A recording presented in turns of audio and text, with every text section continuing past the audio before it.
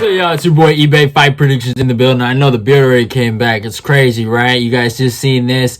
But in some other videos, you guys are not going to see the beard. Sometimes you've seen. So you're going to see some pre-recorded videos. But hey, it is what it is. The fluctuation of my facial hair does not matter to y'all. This is your Jonathan Martinez versus Cub Swanson breakdown. This fight, to me, is the most intriguing fight on the card. Cub Swanson is a legend of the game. He's really at the end of his career. Honestly, he's at the point where he can do retirement fights. I thought the Darren Elkins fight was probably one of his better performances. I mean, Daniel Pineda, that fight in itself was fucking insane. But like I'm saying, though, he's kind of at the end of his rope. And for him to go down to bantamweight at this age of fucking, 38 years old against a young kid in Jonathan Martinez, he's a guy that hasn't met expectations, but there was some prospect hype about him. But, you know, right now he's currently on a 3-fight win streak. He's really recovered since that L to Davey Grant. And I think the kid's good. He really is a good fighter,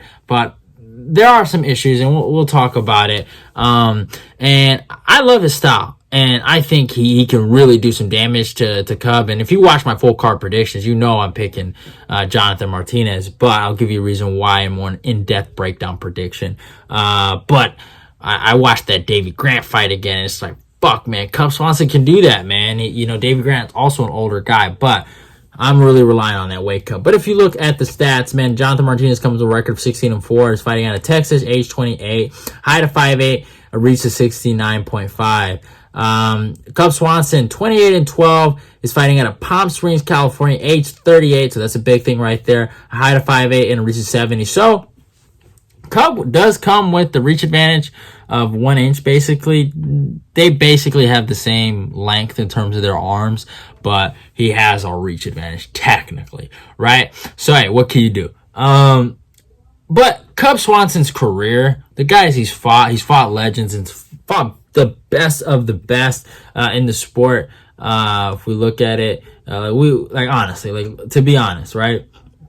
He beat Darren Elkins, who's my guy. He lost to Giga Chikadze, but he still was in the same octagon as him, and he's a decent fighter. He beat Daniel Pineda, a decent fighter. Beat Chrome Gracie in a crazy fight. Lost to Shane Burgos, Renato Mocanho, Frankie Edgar, and Brian Ortega, but he still competed against those guys. And, I mean, the Brian Ortega fight was competitive until he got choked out. The Frankie Edgar fight, he lost. And the Shane Burgos fight was a close fight. It was a split decision loss. So, yeah. He beat Artem Lobov. Had that crazy fight with Doho Choi. Lost to Max Holloway. Also lost to Frank Edgar the first time. Has a win over Jeremy Stevens. Fucking Dustin Poirier, Charles Oliveira. Lost to Ricardo Lamas. Lost to Chad Mendes. Lost to Jose Aldo. But he's beaten some really, really good guys. And over his career, he's always been a top 5 featherweight. Just recently, he's kind of slid down the rankings. Obviously, he's gotten older. Now he's making that move down to 135.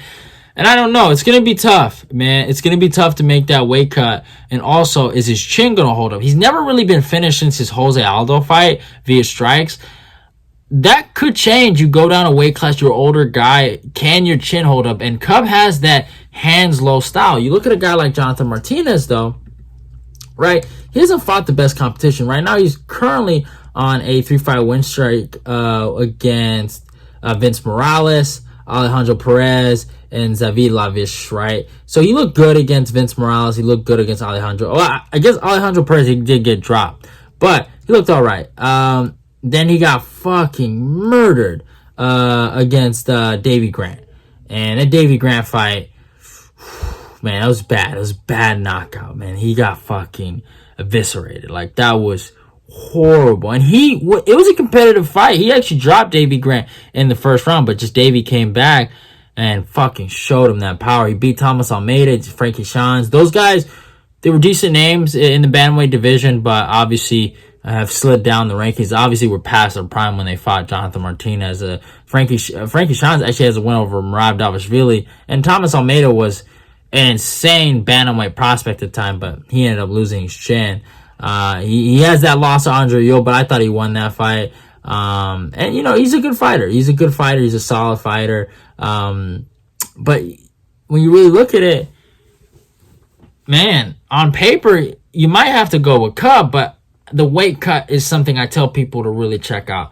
I think when you talk about hand speed, Cub is fast. He's fucking fast and he's good, but he's more like hands low and he's unpredictable, and he'll come at you from awkward angles, and he'll really hit you hard. But besides that, I think Jonathan Martinez might be the faster striker, because not only is he in the lower weight class, but naturally 135ers are just super fast, and he's actually a really good striker.